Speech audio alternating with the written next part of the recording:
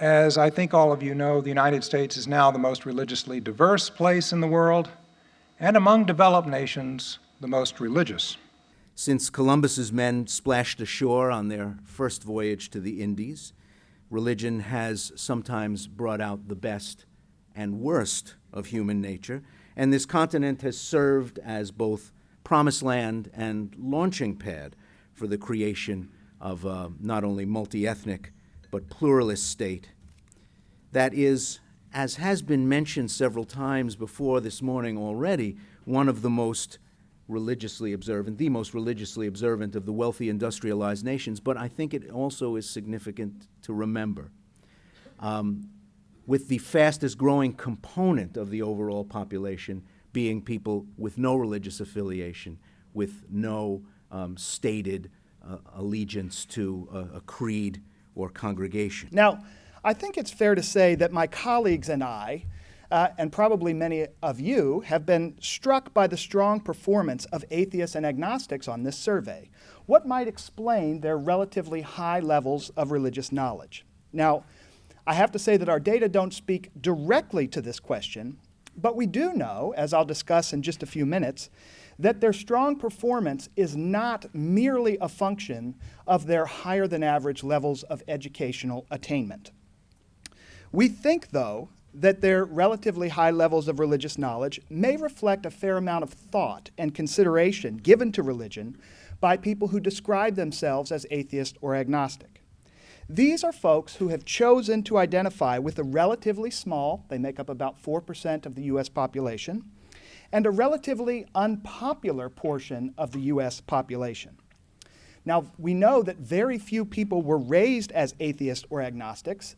Indeed, our data show that about 3/4 of atheists and agnostics say that they were raised as Christians. So the very fact that people identify themselves as atheist or agnostic may indicate that they've taken a side, so to speak, in the American religious discussion. Their very identification as atheist or agnostic may reflect that they've considered and given considerable thought to these matters, and that might be reflected in their high scores. Another way that you can see this in our data is by comparing atheists and agnostics to those who describe their religion simply as nothing in particular. Atheists and agnostics are among the very top scorers on our survey, whereas those who describe their faith simply as nothing in particular perform below the national average. So it's not simply the absence of a connection to a religious group that's associated with higher knowledge. Instead, it's the presence of this self-identification as an atheist or agnostic. We think that those things might have something to do with this puzzle. I think you're right. Atheists and agnostics may know what they're rejecting. I also think the breakdown, what is the breakdown? I mean, it's a small percentage point of atheists and a larger percentage point of agnostics, right? Isn't it? More people say they're agnostic or unaffiliated, many more. A few more. Few more. Okay, okay. They're each roughly, it's 4% total, and they're each roughly 2. But there are a few more. Atheists a little below 2, agnostics a little above 2, but Right. it's not a huge difference. I mean, I'll just say experientially, starting a program on public radio called Speaking of Faith, we've recently changed the name, but we have become aware over these 7 years that we have a huge number of atheists and agnostics who are some of our most engaged listeners. So I experience, I would say, atheists and agnostics to be some of the most ethically engaged people in our culture, and I would even say, although some of them might bristle at this language, to be some of the most energized spiritual seekers. So I mean, that's a dynamic here too. Something I'm also aware of, having grown up in the Bible Belt, going to church 3 times a week.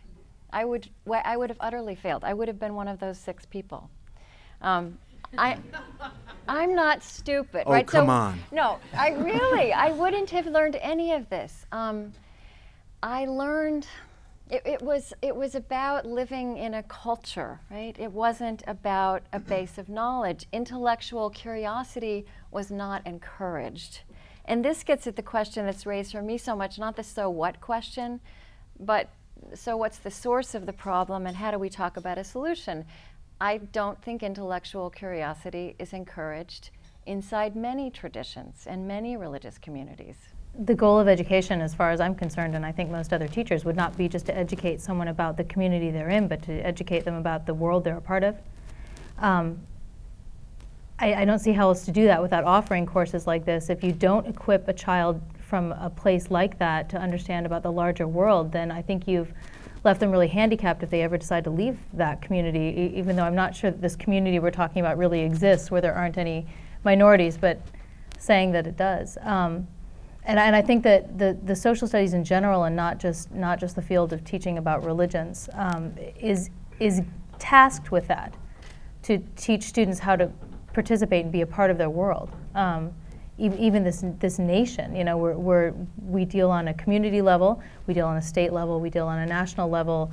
We're all aware of that, but kids need to be aware of that they are not just a part of their community, they're a part of something much larger. I think one of the things that is important in teaching about religion is to teach that a religion is much more than one set of doctrines. Yes, that's a part of it, but that we have to be careful that there are so many differences within a religion, and that even within those sects of the religion, there will be people who have their own understandings and beliefs. We did a survey last year on the mixing and matching of religious faiths in the United States. Again, historical data is a problem, but we have some. The indications in the questions that we do have trend data on are that it's on the rise. Where our particular contribution on this was being able to correlate how often people go to religious services with their syncretic beliefs, if you will. Not that we ever used that word in the report, but what we found, for example, is that even among Roman Catholics who tell us that they go to church every single week, or once a week or more, about a quarter of them believe in reincarnation. I don't think you're doing your job well in a course like this at any level if you suggest that every single adherent to that particular faith all follow the exact same way of looking at things. Coincidentally, our Christianity unit is actually quite complex in the world religions course because there are so many different I would say Christianity and Buddhism take the longest to get through because of that, because it's very dangerous to present it from just one voice. There's a difference between learning about your own religion inside your own religious tradition, and including learning about others from the perspective of your tradition, and learning about things in the public schools or in the media or in a public forum that is not religiously committed. And I think that a lot of people have said to me, okay, this is a religious problem, it should be solved by religious people. You know, don't involve the public schools, don't involve, the media. This is, let Catholics deal with. But the reality is churches and synagogues and mosques and Zen centers, they're not set up to educate you about other religions. That's not their job.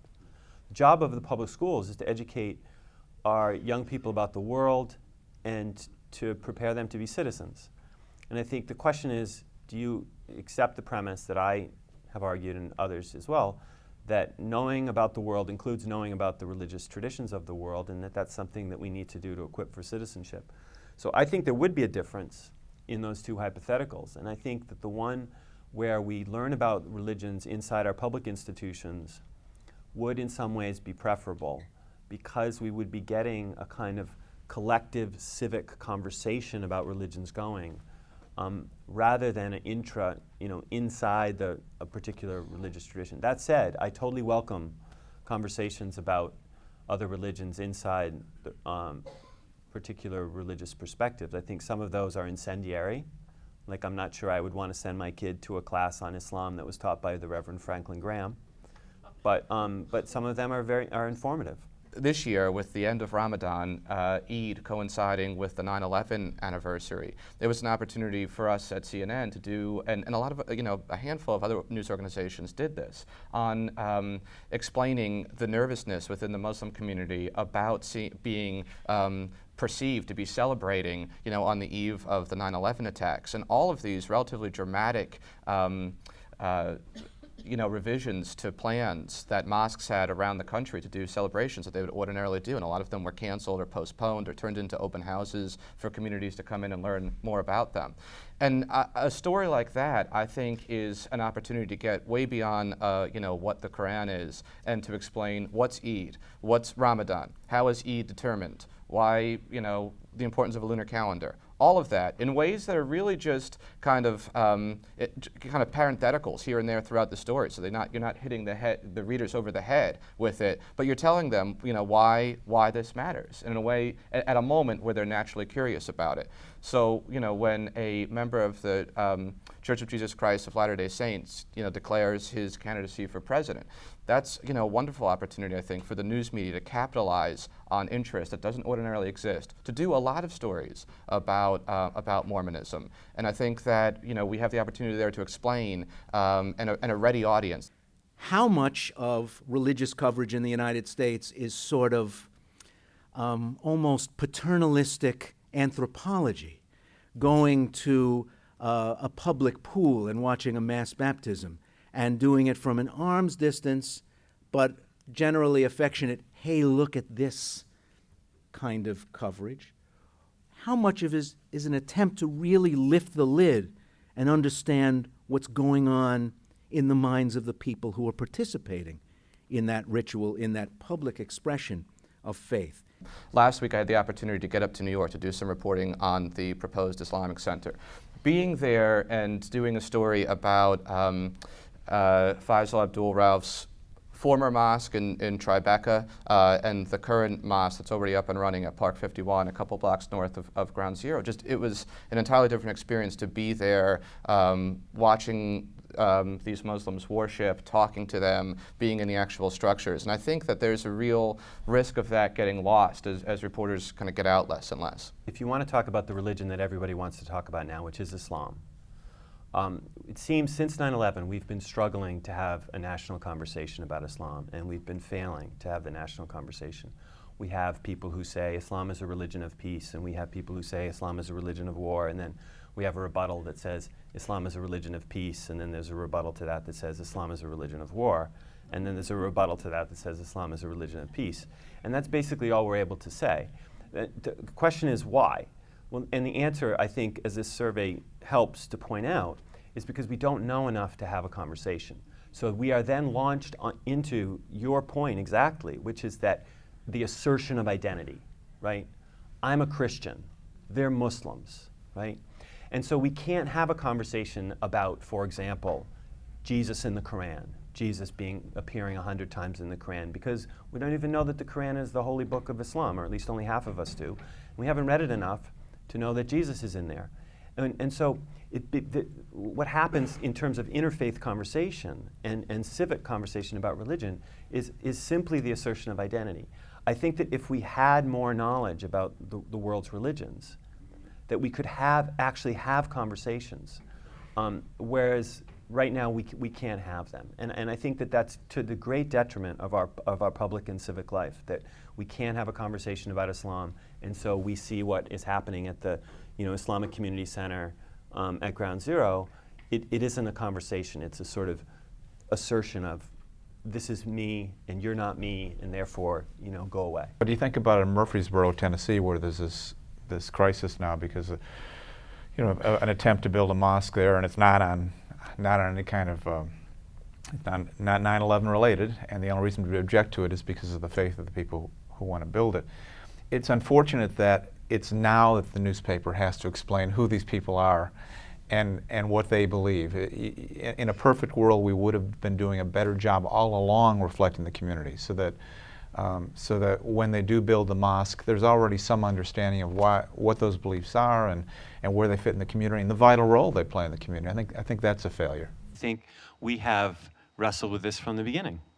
So the character of America isn't that one is right or the other is right, but that we've had this conversation from the very start. So we've had the Jeffersonian concept of the separation of church and state, where we want to separate church and state to safeguard the state and to safeguard the church. That's clear. That's articulated in the First Amendment, for example. But at the same time, we decided not to be too over the top about that.